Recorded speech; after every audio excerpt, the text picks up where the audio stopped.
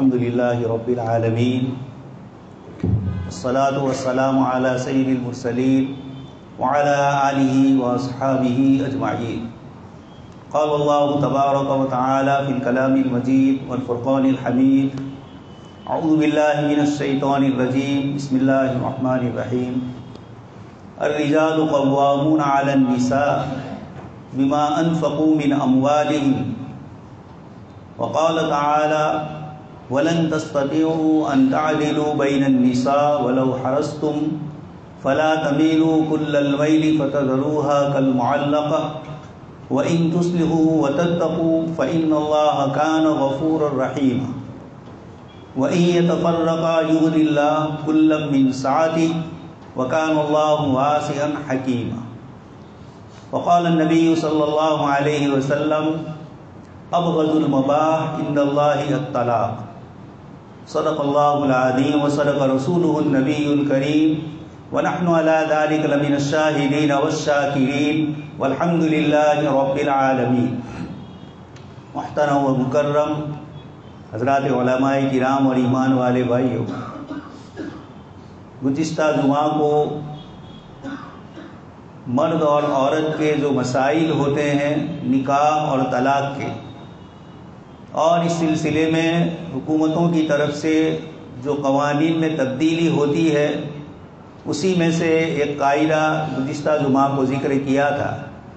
میاں بیوی کے درمیان اگر مکمل جدائی ہو جائے اور دونوں ایک دوسرے سے علیحدہ ہو تو اللہ پاک نے فرمایا: متاعًا بالمعروف حقاً علی المتقین، فَإِمْسَاكٌ بِمَعْرُوفٍ أَوْ تَسْرِيحٌ بِإِحْسَانٍ، کہ عورت کو اگر نکاح میں رکھنا ہے تو احسان بھلائی کے ساتھ اس کو رکھو، اور اگر دونوں کے درمیان آخری مرحلے میں کسی طرح جوڑ نہیں ہو سکتا ہے، اس جوڑ کی بھی قرآن کریم نے مختلف شکلیں ذکر فرمائی، لیکن اگر بالآخر دونوں ایک دوسرے کے ساتھ رہنا ہی نہیں چاہتے ہیں، شریعت مطہرہ نے پہلے شوہر کو بتلایا کہ اس کو سمجھائے، مختلف طریقے اپنائے، وہ نہ ہو تو دونوں کے خاندان کے قریبی افراد آپس میں مشورہ کریں، وہ بھی نہ ہو تو پھر اس کے بعد مرد کو فرمایا گیا الطلاق مرتان، ایک مرتبہ طلاق دے، اور سنت طریقہ ہے کہ اس مدت کو پوری کر دے عدت کی. تو اس مدت کے اندر اگر وہ رجوع کرنا چاہے، واپس دونوں میاں بیوی بن کے رہنا چاہتے ہیں، تو ان کے لیے شکلیں ہیں. قرآن کریم نے دونوں طلاق کو ذکر فرمایا، ایک دی اس کے بعد دوسری دی، وہاں تک اس کے لیے گنجائش، اور تیسری فَإِمْسَاكٌ بِمَعْرُوفٍ أَوْ تَسْرِيحٌ بِإِحْسَانٍ. صحابہ کرام نے پوچھا آپ صلی اللہ علیہ وسلم سے کہ دو طلاق کا تو قرآن میں ذکر ہے، تیسری طلاق کون سی ہے؟ آپ نے فرمایا فَإِمْسَاكٌ بِمَعْرُوفٍ أَوْ تَسْرِيحٌ بِإِحْسَانٍ، یا تو اچھی طریقے سے رکھو دو طلاق کے بعد بھی، یا پھر تسریح بِإِحْسَان، احسان کے ساتھ اس کو علیحدہ کیا جائے. کچھ معاملات متاع قرآن نے جس کو فرمایا کہ کچھ چیز اس کو دے دی جائے اور اس طریقے سے میاں بیوی دونوں ایک دوسرے سے علیحدہ. سپریم کورٹ کا ججمنٹ آپ سن چکے ہیں، اس سے پہلے 1984 میں بھی ہو چکا شاہبانو کیس میں، اور ابھی گزشتہ مہینے اسی سلسلے میں پھر دوبارہ ججمنٹ یہی آیا کہ جب تک یہ عورت دوسری شادی نہ کرے یا جب تک وہ انتقال نہ کر جائے، وہاں تک شوہر جو تھا اس کا عدت ختم ہو گئی، اس کے باوجود اس کو تا نکاح ثانی، جب تک وہ دوسرا نکاح نہ کرے وہاں تک اس کو ایک مدت کے لیے متعینہ ایک رقم ادا کرنی. یہ ہم اور آپ سب جانتے ہیں. گفتگو دوستوں اور بزرگوں یہ ہے، حکومتیں اپنا قانون بناتی، انسان کی بنائی ہوئی قانون ہے، اس لیے انسان کی اپنی عقل، اپنی فہم، اپنے تجربے، یہ ساری وہ چیزیں ہیں جس میں انسان ناکام ہوتا ہے. اللہ تبارک و تعالیٰ نے شریعت نازل فرمائی، تمام انبیاء کرام علیہ السلام اس شریعت کو لے کر آئے، اور اخیر میں جناب نبی اکرم صلی اللہ علیہ وسلم کے ذریعے اللہ پاک نے اس دین اور شریعت کو مکمل فرمایا. سورہ نساء میں اللہ پاک نے مرد اور عورت کے آپسی مسائل، باریک سے باریک تعلقات جو ہوتے ہیں، انتہائی سنویدنشیل، اللہ کے نبی صلی اللہ علیہ وسلم پر آیتیں نازل ہوئی. سورہ بقرہ میں بھی، سورہ نساء میں بھی، سورہ طلاق میں بھی، اس طرح مختلف صورتوں میں اللہ تبارک تعالیٰ نے یہ احکام بتلائے اور ایک جماعت ایسی ہے جو عورتوں کی نسبت سے اسلام کو بدنام کر رہی ہے، ہر زمانے میں رہا، گزشتہ زمانوں میں اس سے زیادہ ہو گیا، اس وقت بھی یہ مسائل ہے۔ ہم لوگوں نے جیسے میں نے عرض کیا، نماز، روزہ، زکوٰۃ، حج، ساری عبادتیں، ان تمام کو تو عبادت سمجھا ہے جو دن کی مختلف اوقات میں اور سال اور مہینے کے مختلف وقفوں میں ہوتے ہیں، لیکن مرد اور عورت کے تعلقات 24 گھنٹے لگے ہوئے ہیں۔ ماں باپ ہے، بھائی بہن ہے، رشتہ دار بہنیں ہیں، یہ سارا جو سماجی بندھن ہے، یہ ایک دوسرے کے ساتھ انتہائی لطافت، قرابت اور بڑی باریک بینی کے ساتھ ایک دوسرے کے حقوق اور ذمہ داریوں کا خیال کرنا ہے۔ اس لیے پہلی چیز تو یہ کہ ہمارے سماج اور سوسائٹی میں عورتوں کے ساتھ جو بدسلوکی ہوتی ہے، جو ناروا سلوک ہوتا ہے، وہ بیچاری پریشانی اور تکلیف کے ساتھ زندگی گزار رہی ہے۔ قرآن کریم نے ذکر فرمایا وَتَذَرُوهَا كَالْمُعَلَّقَةِ، آپ کے سامنے میں نے آیت پڑھی، اللہ تبارک و تعالیٰ فرماتے ہیں کہ اگر آدمی ایک عورت سے چھوڑ کر دوسری عورت سے اگر وہ شادی کرتا ہے تو اس کو دونوں کے حقوق ادا کرنا ہے، اور ایک کو وَتَذَرُوهَا كَالْمُعَلَّقَةِ، لٹکی ہوئی ہونے کی شکل میں کہ نہ اس کو طلاق مل رہی ہے نہ اس کے حقوق ادا ہو رہے ہیں۔ قرآن کریم نے اس کو انتہائی برا سمجھا۔ مرد اور عورت زندگی گزارتے ہیں، چھوٹے موٹے مسئلے ہر گھر میں ہوتے ہیں، لیکن جب یہ مسئلہ بگڑ کر آخری درجے تک پہنچ جاتا ہے، اس کی دو شکلیں ہوتی ہیں۔ ایک تو کچھ لوگ جذباتی ہوتے ہیں، غصے والے ہوتے ہیں، جہاں کہیں کچھ میاں بیوی کے درمیان مسئلہ پیدا ہوا، ہماری نوجوان بھائی اور بہن جو ان مسائل کو جانتے نہیں ہیں، بڑے لطیف تعلقات ہوتے ہیں، لیکن آپسی معمولی رنجش سے ایک دوسرے سے علیحدہ ہو جاتے ہیں۔ کئی بچیاں ہماری ہیں جو اپنے باپ کے گھروں میں بیٹھی ہیں، کئی بچے ایسے ہیں جو چاہ رہے ہیں لیکن بیوی یہاں آ نہیں رہی۔ دونوں طرف سے ہمارے یہاں زیادتیاں جو ہو رہی ہیں، جو نہ ہماری نماز کو صحیح سلامت رکھتی ہے، نہ ہماری عبادتوں کو، اور نہ ہمارے کسی اور معاملے کو۔ ہر وقت شوہر کے سر پر یا لڑکی کے والد کے سر پر ایک ٹینشن ہوتا ہے۔ یہ روزانہ ہم لوگوں کے یہاں حال ہو رہا ہے۔ اللہ تبارک تعالیٰ نے اس کو حدود اللہ اور حقوق اللہ فرمایا،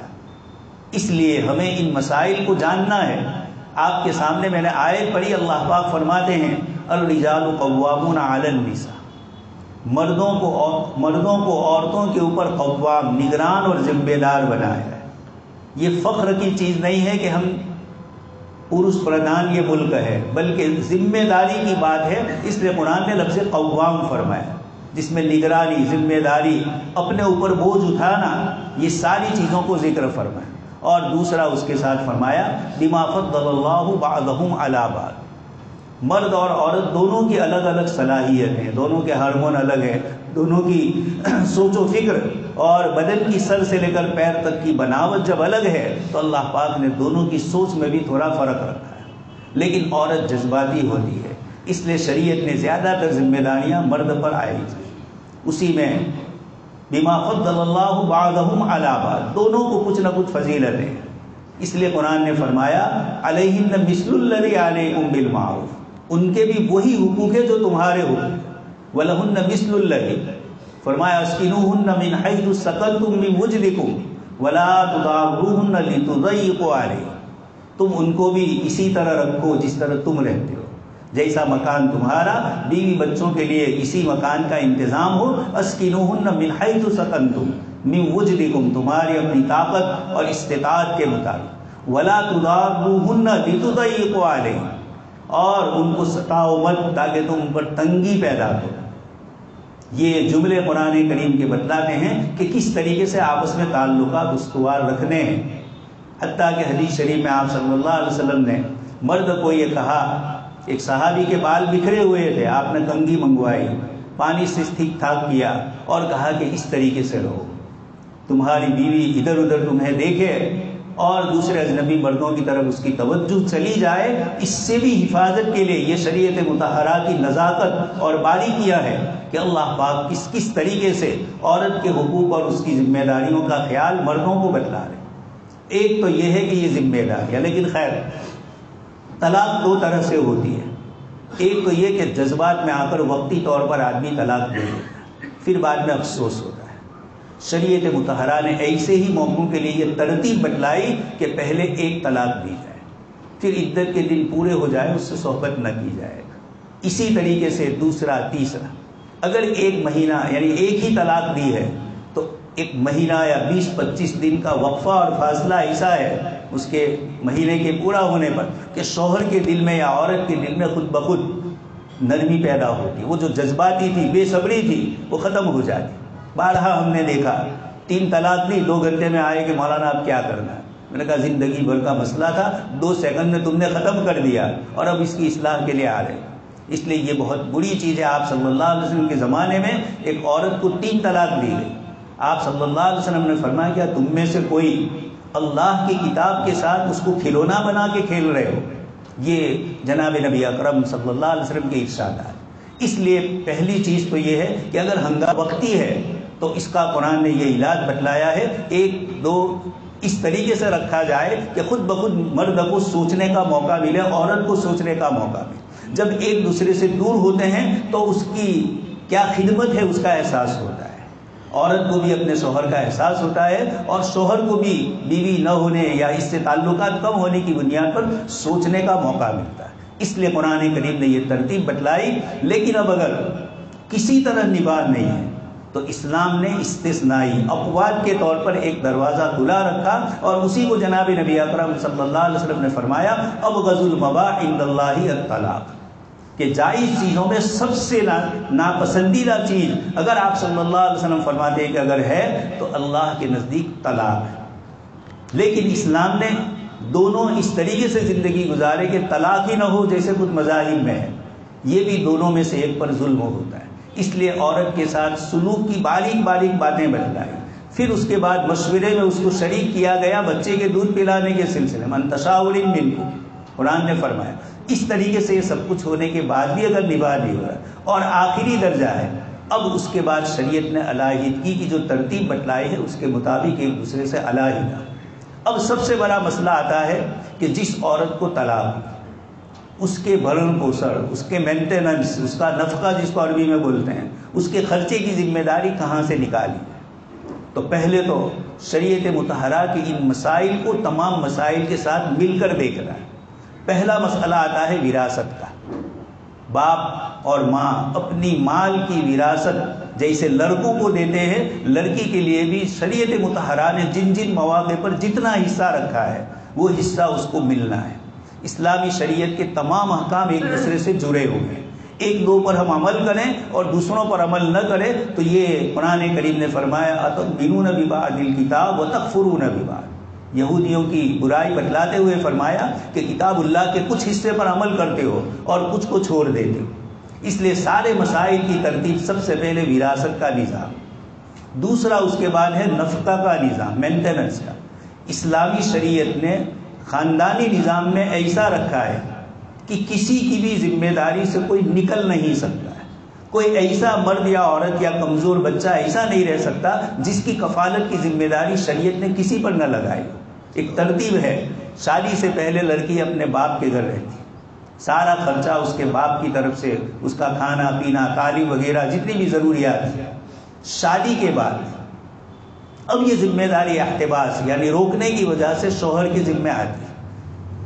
وہ عورت کا بھی بچوں کا بھی خیال کرے گا۔ لیکن خدا نخواستہ اگر آخری مرحلے پر طلاق ہو گئی،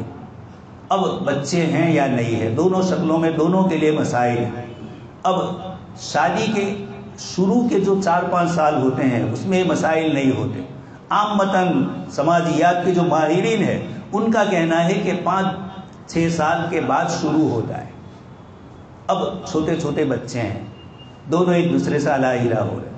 شریعت مطہرہ نے مسئلہ بتلایا کہ ایک تو عورت کا اب نفقہ کہاں سے ہوگا اگر شوہر نے اس کو طلاق دی، تو پہلے تو 3 مہینے یا پیریڈ آتا ہے تو 3 پیریڈ پورا کرنے کے بعد اس کی عدت پوری ہوتی ہے، وہاں تک کی ذمہ داری کا خرچہ شوہر کا ہے، جو نفقہ متاع جس کو کہا جاتا ہے شوہر کا۔ اس کے بعد عدت گزرنے کے بعد اب اس کا خرچہ آئے گا اس کے والد کے ذمہ، اس کے باپ کے لیے۔ یاد رکھا جائے اسلام نے اصول اور ضابطے بتلائے، ہم لوگوں نے چونکہ ایک ایسے ماحول میں کہ دیکری پارکو دن، یہ جو ہمارا تصور ہے یہ اسلام کا نہیں ہے، یہ دنیا کی ان قوموں کا ہے جن کے یہاں وراثت کا نظام نہیں ہے، جن کے یہاں ایک پورا نظام اور سسٹم شادی بیاہ کا اور مجبوری کے درجے میں طلاق کا بھی، یہ ساری سسٹم جن کے یہاں نہیں ہے وہاں یہ چیزیں ہیں پتیس پرمیشور، اس لیے وہاں یہ مسائل آتے ہیں ستی کے بھی اور خودکشی کے بھی، جلا دینے کے۔ اسلام نے سب کو صاف اور واضح رکھا۔ لڑکی اگر طلاق ہو گئی، اولاد نہیں ہے، باپ کے گھر آئی، عدت کے بعد کا خرچہ باپ جیسے شادی سے پہلے اس کا خرچہ نبھاتا تھا، اسی طریقے سے باپ کو اس کا خرچہ نبھانا ہے۔ اگر والد نہیں ہے یا وہ اس پوزیشن میں نہیں ہے تو پھر پہلے تو یہ دیکھا جائے کہ اس عورت کی بچے ہیں اور عورت کی اپنی ذات، بچے ہیں تو ان کی ذمہ داری اس عورت پر نہیں آتی، بلکہ بچوں کی ذمہ داری اس کا باپ جو شوہر تھا جس نے طلاق دی اسی کے اوپر یہ ذمہ داری آتی۔ بچہ چاہے ماں کے پاس 7 سال کی عمر تک رہے گا، لڑکا ہے، اور لڑکی ہے تو بالغ ہونے تک یا شادی ہونے تک اس کا خرچہ باپ کے ذمہ آتا ہے۔ ہمارے امام ابو حنیفہ رحمۃ اللہ علیہ اس کو بتلاتے ہیں بالغ ہونے تک یا شادی ہونے تک، اور شادی کے بعد شوہر کے ذمہ۔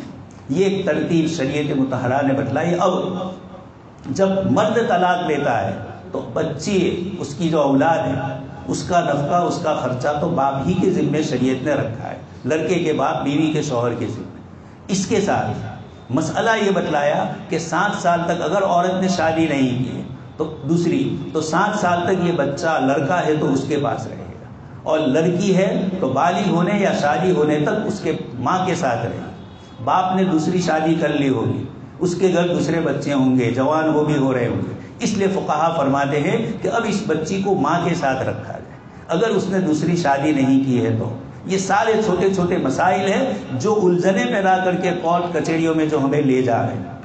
بہت بڑا طبقہ ہمارا ایسا ہے کہ جن کے گھروں میں لڑکے لڑکیوں کے مسائل چل رہے ہیں، ہم لوگ اس کو دبانا چاہتے ہیں، یہ غیر فطری طریقہ ہے۔ ایک نہ ایک دن تو یہ مسئلہ کھڑا ہوگا، اس لیے شادی کرنے کے بعد باپ کی ذمہ داری ہے لڑکے کے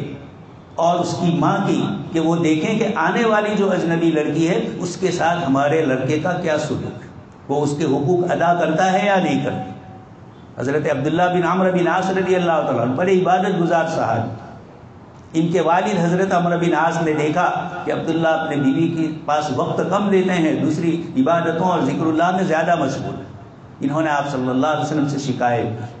آپ صلی اللہ علیہ وسلم نے حضرت عبداللہ کو بلایا اور کہا کہ کتنی عبادت کرتے ہو، پھر اس کو کم کروایا اور فرمایا ان لنفسک علیک حقا، تمہاری ذات کا بھی تم پر حق ہے، تو اس کو اتنا بیدار اور اتنا تکلیف مت دو جسم کو کہ وہ نڈال ہو جائے، کمزوری آ جائے۔ پھر فرمایا وَإِنَّ لِزَوْجِكَ عَلَيْكَ حَقًّا، اور تمہاری بیوی کا بھی تمہارے اوپر حق ہے۔ یہ چیزیں بتلا کر اسلامی شریعت نے مردوں کو بتلایا کہ کیا ہے۔ پہلی جو آیت میں نے پڑھی اس میں بھی فرمایا بما فضل اللہ بعضهم علی بعض وبما انفقوا من اموالهم، شوہر کی جو فضیلت اور مرد کی قوامیت کی جو اللہ پاک نے فضیلت بتلائی اس میں یہ بتلایا وبما انفقوا من اموالهم، وہ اپنے مال میں سے خرچ کرے۔ پوری ذمہ داری شوہر کے ہے جب تک وہ اس کی بیوی ہے اور عدت کے دن۔ اب اگر میاں بیوی علیحدہ ہو رہے ہیں، سب سے بڑا مسئلہ آتا ہے بچوں کا، تو اگر بچے نابالغ ہے، لڑکا اور لڑکی، اس کا حق ماں کے پاس ہے اور خرچے کی ذمہ داری باپ پر ہے۔ یہ شریعت مطہرہ کا اصول اور ضابطہ ہے۔ اس کی روشنی میں یہ مرد اگر اس عورت کو طلاق دے کر علیحدہ کر چکا ہے تو چاہے عورت کا تو نفقہ جہاں عدت کا تھا وہ مل گیا اس کو، لیکن اس کے بعد یہ جو اولاد ہے ان کا خرچہ ان کے باپ کے ذمہ ہے، شوہر کے ذمہ ہے۔ دوسرا مسئلہ، یہ بچے شریعت نے حق دیا ہے جب ماں کے پاس رہنے کا، اگر اس نے دوسری شادی نہیں کی ہے، اس مدت میں عورت ان بچوں کی جو پرورش کرے گی، ان کے رہنے سہنے کا انتظام کرے گی، اپنی طرف سے اپنی قربانی لے گی، چاہے وہ اس کے بچے ہیں، لیکن اس کو نفقہ حضانت کہا جاتا ہے ہمارے فقہا کے یہاں، یعنی پرورش کی ذمہ داری عورت نبھا رہی ہے۔ خرچہ تو باپ کے ذمہ ہے ہی بچوں کا، لیکن یہ عورت جو اس کے بچوں کے ساتھ سلوک کرتی ہے اس کا نفقہ اور اس کا خرچہ شوہر کے ذمہ، اس کو متعہ نہیں کہیں گے، نفقہ اس کا نہیں کہیں گے، اس کو حضانت، بچوں کی پرورش کی ذمہ داری۔ یہ شریعت مطہرہ کے اصول ہے۔ تو پہلا حق باپ کا ہے، طلاق کے بعد آئی تو باپ کے یہاں وراثت ہے۔ ادھر شوہر سے اس کو متاع اور نفقہ ملتا تھا، اب اس کو نفقہ حضانت کی شکل میں ملے گا، تو بچوں کی بھی پرورش ہوگی اور اس کے ساتھ ساتھ عورت کی بھی ایک لمبی مدت ان بچوں کی تربیت میں گزرے گی اور اس کا خرچہ شوہر کے ذمہ ہوگا، سابقہ شوہر پہلے والے۔ اور اگر شریعت میں جو سب سے بڑا مسئلہ ہمارے یہاں جو پریشانی ہے وہ یہ کہ جوان لڑکی کو اگر طلاق ہو جاتی ہے تو ہم لوگ جلدی شادی نہیں کرواتے۔ قرآن کریم نے فرمایا وَأَنكِحُوا الْأَيَامَ مِنكُمْ، ایام ایم کس کو کہا جاتا ہے؟ جو بے شادی شدہ ہو، چاہے پہلے ہو چکی ہو، طلاق کا مسئلہ آیا ہو، اس میں لڑکا بھی لڑکی بھی دونوں کے والیوں کو کہا جا رہا ہے کہ سماج اور سوسائٹی میں نکاح کے سسٹم کو جاری کرو تاکہ لڑکا اور لڑکی غلط جگہ پر نہ جائے، شادی کے بعد بھی یہ ادھر ادھر نہ پہنچے۔ اس لیے فرمایا شریعت مطہرہ نے یہ اصول اور ضابطہ بتلایا۔ تو بتلانا یہ ہے یہ عورت کس طریقے سے کرے گی۔ وراثت کا نظام بھی نہیں چل رہا ہمارے یہاں اور نفقے کے نظام میں بھی ہماری طرف سے گڑبڑ ہے۔ تیسری بات اس کی دوسری شادی کرا، چھوٹے چھوٹے بچے ہیں وہ تو بڑے ہو جائیں گے لیکن یہ جوان بچی کیا کرے؟ قرآن کریم میں نے جو آپ کے سامنے آیت پڑھی وَتَذَرُوهَا كَالْمُعَلَّقَةِ، ایک ہے معلقہ لٹکائی ہوئی، طلاق نہیں، یہ بہت زیادہ خراب ہے۔ اسی طریقے سے جو بچی طلاق کے بعد اب باپ کے گھر آئی، حدیث شریف میں اس کے اوپر خرچ کرنے کی فضیلت زیادہ بتلائی گئی کہ تمہاری طلاق والی لڑکی اور تمہاری متوفی عنہا زوجہ،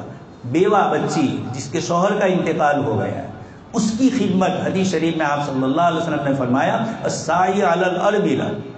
ان بچوں کی خدمت کرنے والا یا ان بچیوں کی عورتوں کی خدمت کرنے والا، حدیث شریف میں فرمایا سیام النہار، دن کے روزے اور قیام اللیل، رات کی تہجد کے برابر ثواب اس کو ملتا ہے جو اپنی اس بچی کی خدمت کر رہا ہے۔ تو چلی آئی ہے یا شوہر کا انتقال ہوا ہے، اس کی پرورش کا جو ثواب ہے، آپ صلی اللہ علیہ وسلم نے ایک روایت میں فرمایا کہ عرش کے سائے میں جب لوگ جگہ لیں گے 7 قسم کے آدمی جو اعلیٰ درجے کے عمل والے ہیں، اس میں وہ شخص بھی ہوگا جس نے اپنی بیوہ یا مطلقہ بچی کی پرورش اور کفالت کی۔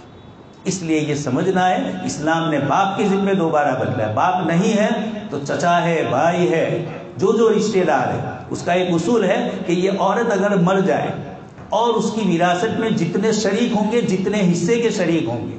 تھوڑی دیر کے لیے مان لو تو اس بچی کی اب ذمہ داری کس پر آئے گی؟ اس کا اگر مال ہوتا اور اس کے جو وارث بن سکتے تھے ان لوگوں کے اوپر اس کا ذمہ آئے گا، اس کا بھائی ہے، اس کے چچا ہے، اس کے اور بھی دوسرے رشتہ دار ہے، والد تو ہے ہی پہلے سے۔ یہ پوری ترتیب علامہ ابن حمام رحمۃ اللہ علیہ بہت بڑے حنفی عالم ہیں، وہ یہ فرماتے ہیں کہ بچے اور بچیوں کی پرورش میں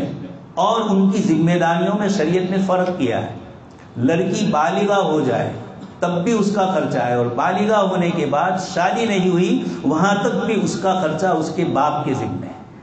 لڑکی کے لیے یہ ہے کہ وہ بالغ ہو گیا اور کمانے کے لائق ہو گیا، اگرچہ ہمارے سماج میں ہم یہ نہیں کرتے ہیں لیکن اصول اور ضابطے میں بتلایا کہ اب ماں باپ کی ذمہ داری پوری ہو جائے، اب اس کو روزگار کے لیے بھیجنا ہوگا، کمانے کے لیے، وہ کما کر لانے کے لائق ہوگا تو اس کا خرچہ وہ خود نکالے گا۔ لڑکی کمانے کے لائق ہوگی تب بھی ابن حمام فرماتے ہیں اس کو باہر نہیں بھیجا جائے، اس کی ذمہ داری نہیں، وہ اپنی طرف سے کر لے وہ الگ ہے، لازمی اور ضروری جو جیسے بچے پر ہے بالغ ہونے کے بعد بچی پر ایسا نہیں ہے۔ یہ اسلام کے اصول اور ضابطے ہیں، اس لیے دوسرے نکاح کرانے کی طرف ہمارے سماج میں اس کی کوششیں ہونی چاہیے۔ ماں باپ اپنے گھر میں بچی آئی وہ بیچاری شرم کے مارے نہیں بولتی ہے۔ اور دوسری بات، بیوہ عورت سے تو لوگوں کو ہمدردی ہوتی ہے کہ اس کے شوہر کا انتقال ہو، اس کا لوگ خیال کرتے ہیں، لیکن مطلقہ جو بچی ہوتی ہے اس کے اوپر لوگوں کو رحم کم آتا ہے، بلکہ الفاظ بھی اس کے اوپر کسے جاتے ہیں۔ وہاں کچھ ہوا ہوگا تبھی تو گھر میں پڑی ہوئی، اس کی باوجہ قریب کی دوسری عورتیں کسی سے لڑائی ہوتی ہے، اس موقع پر عورتیں اس کو تانا دیتی۔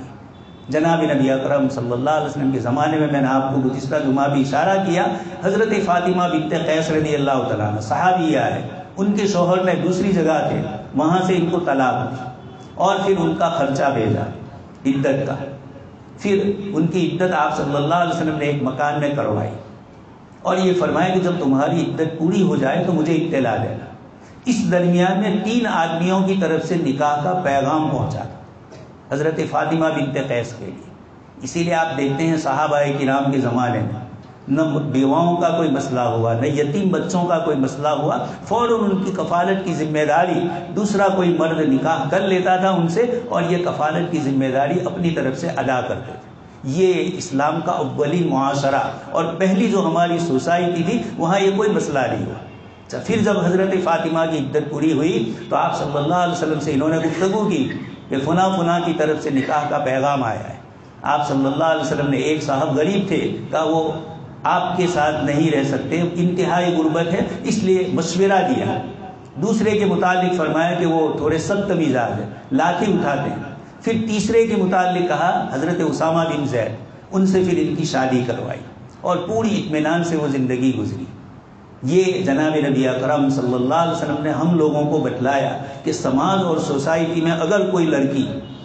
بیوہ ہے یا مطلقہ ہے تو کوشش کرو کہ جلدی سے اس کا یا تو شوہر کے ساتھ رابطہ، 2 طلاق دی ہے تب تک تو باقی رہتا ہے، لیکن چونکہ ہمارا جوان مسئلے جانتا ہی نہیں، وہ 3 سے پہلے اٹکتا ہی نہیں، شریعت کی کھلواڑ اس کے ساتھ جو ہو رہا ہے، تو اب اس کے لیے کوئی سہولت بھی شریعت کی طرف سے نہیں ملتی۔ جو سہولتیں دی ہے قرآن اور حدیث نے، ان سب کو پار کر کے ہم اس طرح کے مسائل کریں۔ اس لیے دوستوں اور بزرگوں، اس وقت ہمارے سماج اور سوسائٹی میں یہ جو چیزیں ہیں، یہ قرآن کریم نے قانون کی شکل میں ذکر کیا ہے۔ ہم نے اس کو نماز روزے کو عبادتیں سمجھی، لیکن اللہ تبارک و تعالیٰ نے ان چیزوں کو بھی نماز روزے کے مسائل کے ضمن میں ان مسائل کو بھی ذکر فرمایا۔ پورے طلاق کے مسائل چل رہے ہیں اور بیچ میں ہے حافظوا علی الصلوات والصلاۃ الوسطیٰ۔ سورہ بقرہ میں پہلے بھی آئے تھے، بعد میں بھی آئے تھے، نماز کا بھی اہتمام بتلایا، لیکن چیز جو سب سے بڑی ہے وہ یہ کہ ہم لحاظ کریں اس کا۔ محض لڑکی والے اس امید پر کہ کورٹ میں چلے جائیں گے اور اس کو پیسے ملیں گے اور پھر وہ اپنا کر لے گی، یہ آپ سمجھیے یوروپ نے جو کچھ کیا ہے، غیر فطری طریقے سے سوچا، نیچر اللہ پاک کے جو احکام ہے اس کے خلاف اپنی فطرت سے سوچا۔ جب وہ سوچ اس طرح کی ہوئی، اس کے نتیجے میں غیر فطری مسائل پیدا ہوئے، پھر ان مسائل کو حل کرنا وہ بھی اللہ کے احکام پر نہیں، اپنی طرف سے۔ ایک بہت بڑے فلسفی ہے اور سائنٹسٹ ہے، لارڈ رسل، مشہور ہے سائنٹسٹوں میں اور فلسفیوں میں۔ اس نے اپنی آبدیتی لکھی ہے، اس میں لکھا کہ مجھے نوبل انعام میں، اس زمانے کے آج سے 40-50 سال پہلے کی بات ہے، مجھے نوبل انعام ملا ورلڈ کا، اور اس میں مجھے 10,000 پاؤنڈ ملے، لیکن ایک بیوی سے میرا تعلق تھا، ایک عورت سے، پھر طلاق ہو گئی، ہم دونوں علیحدہ ہو گئے، پھر میں نے دوسری سے شادی کی، پھر میرے بچے، یہ 10,000 جو مجھے ملے اس میں سے اتنے مجھے اپنی پہلی بیوی کو دینا پڑا، اتنے مجھے دوسری کو، اور اب اتنا نہیں ہے میرے پاس کہ میں اپنے بچے کا ٹیکس جو اس کے ذمہ لازم ہے، بڑے بچے کا اس کے ذمہ ٹیکس آیا تھا کوئی کاروبار، اس کو بھی ادا کر دے گی۔ اس نے پوری تفصیل بتلائی، کہا کہ یہ جو سسٹم ہے، اسی لیے گزشتہ جمعہ کو میں کہہ چکا، یوروپ میں طلاق کی کثرت ہوئی حقوق ادا نہ کرنے کی بنیاد پر، اور عورتوں کے پہلی جنگ عظیم کے بعد اور دوسری جنگ عظیم، دوسری وشو یدھ کے بعد عورتوں کا کمانے کے لیے باہر نکلنے کا جو یوروپ میں سلسلہ شروع ہوا، اس نے بھی بیلنس گڑبڑ کر دی۔ قرآن نے اسی کو فرمایا بما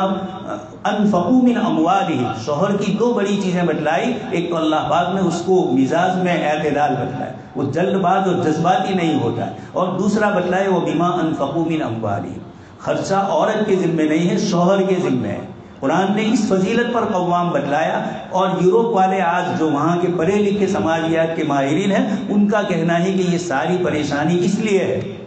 کہ یہ جو طلاق کے بعد خرچے کی بات آئی تو مرد ہر زمانے میں ہوشیار ہوتا ہے، اس نے کہا نکاح کروں تو طلاق واقع ہوگی، اور طلاق ہوگی تو مجھے خرچہ دینا پڑے، اس کے بجائے کانٹریکٹ نکاح کرو، آپس میں 2-4 سال کے لیے ایک دوسرے کے ساتھ رہتے ہیں، پھر علیحدہ، کوئی کسی کی کوئی ذمہ داری نہیں۔ یہ تصور آیا کہاں سے؟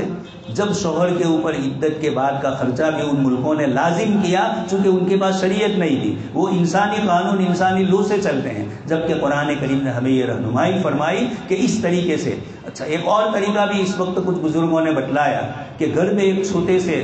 3 نسلیں، پوتا، والد اور دادا، یہ 3 خاندان میں جتنے بھی ہیں، یہ سب مل کر یہ طے کر لیں کہ ہمارے خاندان میں اگر کوئی لڑکی طلاق والی آئے یا بیوہ آئی تو اس کی کفالت کی ہماری ذمہ داری، اس کی پرورش کی اور کھانے پینے کی، تو کچھ رقم پہلے سے جمع رکھیں۔ یہ بھی بہت اچھے طریقے ہیں۔ ایک عورت کی کفالت کا مسئلہ ہے، اللہ کے نبی صلی اللہ علیہ وسلم نے اس زمانے میں شادیاں کروائی، ذمہ داریاں دی، تو اس سماج اور سوسائٹی میں یہ چیز نہیں آئی۔ کثرت سے جو طلاق ہو رہی ہے اس کے بعد اب یہ مسائل انہوں نے کیے، لیکن یہ غیر فطری مسائل، اس لیے افسوس کے ساتھ کہنا پڑتا ہے ہمارا لڑکا اور ہماری لڑکیاں مسائل نہیں جانتے، والدین بھی نہیں جانتے کس کی کیا ذمہ داری ہے، جبکہ یہ قرآن اور حدیث سے ثابت ہے۔ اللہ پاک سے دعا ہے کہ اللہ پاک ہم سب کو اس پر عمل کرنے کی توفیق نصیب فرمائیں۔ اور جیسے گزشتہ جمعہ کو وقف کے سلسلے میں کہا گیا، آج آخری دن ہے،